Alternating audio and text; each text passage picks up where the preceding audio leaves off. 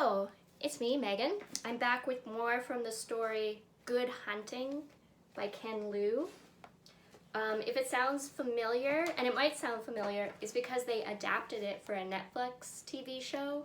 It's an anthology of different stories called Love, Death, and Robots. And there's a lot of good animation and live storytelling in that series, and this is one of them.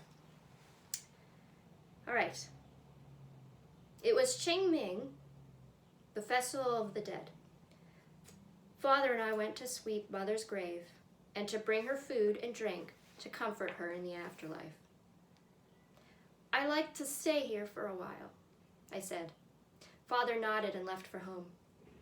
I whispered an apology to my mother, packed up the chicken we had brought for her, and walked the 3 li to the other side of the hill, to the abandoned temple. I found Yan kneeling in the main hall, near the place where my father had killed her mother 5 years ago. She wore her hair up in a bun, in the style of a young woman who had had her jijili, the ceremony that meant she was no longer a girl. We'd been meeting every Qingming, every Qiangyang, every Yulan, every New Year's, occasions when families were supposed to be together.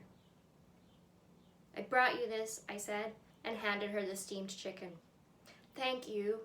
And she carefully tore off a leg and bit into it daintily. Yan had explained to me that Hujing chose to live near human villages because they like to have human things. Conversation, beautiful clothes, poetry and stories, and occasionally the love of a worthy, kind man. But they still remained hunters who felt most free in their fox form. After what happened to her mother, Yan stayed away from chicken coops, but she still missed their taste. How's hunting? I asked. Not so great, she said. There are a few 100-year salamanders and 6-toed rabbits. I can't ever seem to get enough to eat.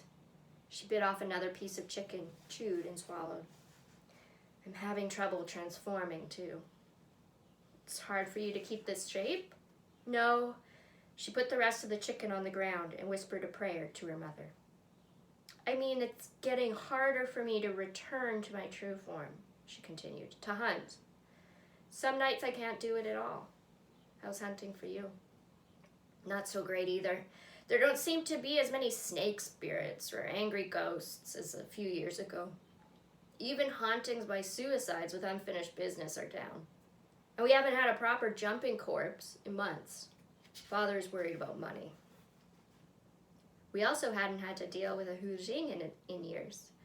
Maybe Yan had worn them all away. Truth be told, I was relieved. I didn't relish the prospect of having to tell my father that he was wrong about something. He was already very irritable, anxious that he was losing the respect of the villagers now, and his knowledge and skill didn't seem to be needed as much. Ever think that maybe the jumping corpses are also misunderstood? She asked, like me and my mother. She laughed as she saw my face. Just kidding. It was strange what Yan and I shared. She wasn't a friend, more like someone who you couldn't help being drawn to because you shared the knowledge of how the world didn't work the way you had been told. She looked at the chicken bits she had left for her mother. I think magic is being drained out of this land. I had suspected that something was wrong, but I didn't want to voice my suspicion out loud, which would make it real. What do you think is causing it? Instead of answering, Yan perked up her ears and listened intently. Then she got up, grabbed my hand, and pulled until we were behind the Buddha in the main hall. What? She held up her finger to my lips. So close to her, I finally noticed her scent. It was like her mother's, floral and sweet, but also bright, like blankets dried in the sun. I felt my face grow warm. A moment later, I heard a group of men making their way into the temple. Slowly, I inched my head out from behind the Buddha so I could see. It was a hot day, and the men were seeking some shade from the noon sun. 2 men set down a cane sedan chair, and the passenger who stepped off was a foreigner, with curly yellow hair and pale skin. Other men in the group carried tripods, levels, bronze tubes, and open trunks full of strange equipment. "Most honored, Mr. Thompson."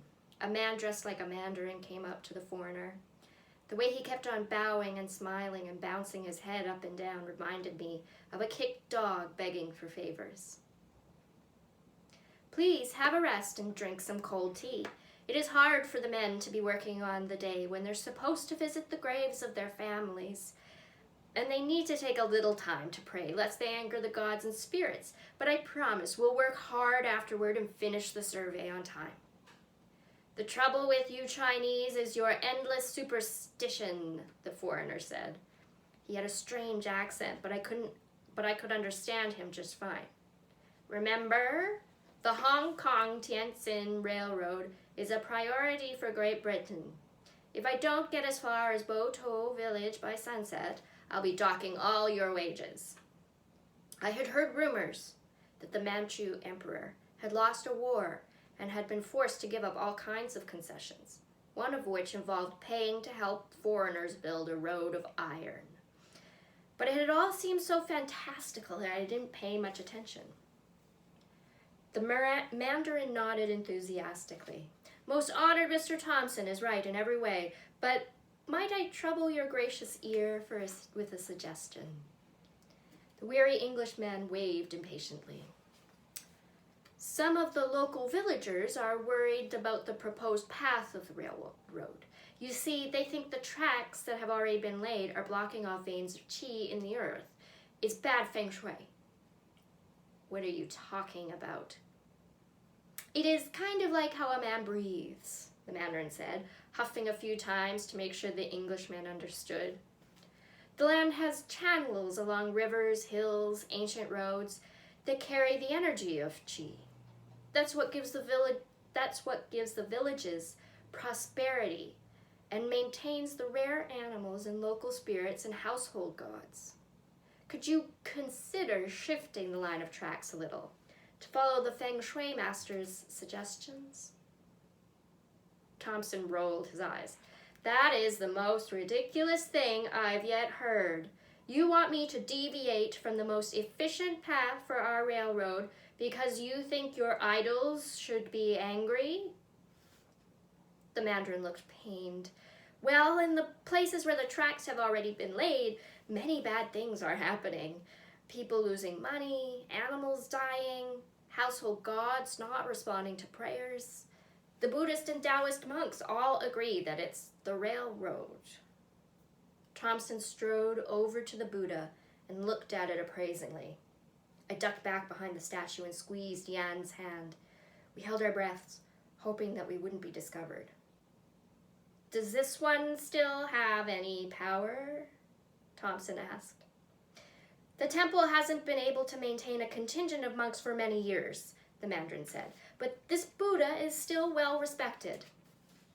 I hear villagers say that prayers to him are often answered." Then I heard a loud crash and a collective gasp from the men in the main hall. "I've just broken the hands off this god of yours with my cane," Thompson said. "As you can see, I have not been struck by lightning or suffered any other calamity. Indeed, now we know that it is only an idol made of mud stuffed with straw and covered in cheap paint. This is why you people lost the war to Britain. You worship statues of mud when you should be thinking about building roads from iron and weapons from steel." There was no more talk about changing the path of the railroad. After the men were gone, Yan and I stepped out from behind the statue. We gazed at the broken hands of the Buddha for a while. "The world's changing," Yan said. "Hong Kong, iron roads, foreigners with wires that carry speech and machines that belch smoke. More and more storytellers in the tea houses speak of these wonders. I think that's why the old magic is leaving. A more powerful kind of magic has come." She kept her voice unemotional and cool, like a placid pool of water in autumn. But her words rang true. I thought about my father's attempts to keep up a cheerful mind as fewer and fewer customers came to us. I wondered if the time I spent learning the chants and sword dance moves was wasted. What will you do? I asked, thinking about her alone in the hills and unable to find the food that sustained her magic. There's only one thing I can do. Her voice broke for a second and became defiant, like a pebble tossed into the pool. Then she looked at me, and her composure returned. There's only one thing we can do: learn to survive. The railroad soon became a familiar part of the landscape. The black locomotive huffing through the green rice paddies, puffing steam and pulling a long train behind it, like a dragon coming down from the distant, hazy blue mountains. For a while it was a wondrous sight, with children marveling at it, running alongside the tracks to keep up. But the soot from the locomotive chimneys killed the rice in the fields closest to the tracks, and 2 children playing on the tracks, too frightened to move, were killed one afternoon. After that, the train ceased to fascinate. People stopped coming to Father and me to ask for our services. They either went to the Christian missionary or the new teacher, who said he'd studied in San Francisco. Young men in the village began to leave for Hong Kong or Canton, moved by rumors of bright lights and well-paying work. Fields lay fallow. The village itself seemed to consist only of the 2 old and the 2 young, their mood one of resignation. Men from distant provinces came to inquire about buying land for cheap. Father spent his days sitting in the front room, swallowtail lay over his knees, staring at the door from dawn till dusk, as though he himself had turned into a statue. Every day as I returned home from the fields, I would see the glint of hope in Father's eyes briefly flare up. "Did anyone speak of needing our help?" he would ask. "No," I would say, trying to keep my tone light, "but I'm sure there will be a jumping corps soon. It's been too long." I will not look at my father as I spoke, because I did not want to look as hope faded from his eyes. Then one day, I found Father hanging from the heavy beam in his bedroom. As I let his body down, my heart numb, I thought that he was not unlike those he had hunted all his life. They were all sustained by an old magic that had left and would not return, and they did not know how to survive without it. Swallowtail felt dull and heavy in my hand. I had always thought I would be a demon hunter, but how could I when there were no more demons, no more spirits? All the Taoist blessings in the sword could not save my father's sinking heart. And if I stuck around, perhaps my heart would grow heavy and yearn to be still, too. I hadn't seen Yan since that day 6 years ago when we hid from the railroad surveyors at the temple. But her words came back to me now. Learn to survive. I packed a bag and bought a train ticket to Hong Kong. The next section will be Liang in Hong Kong.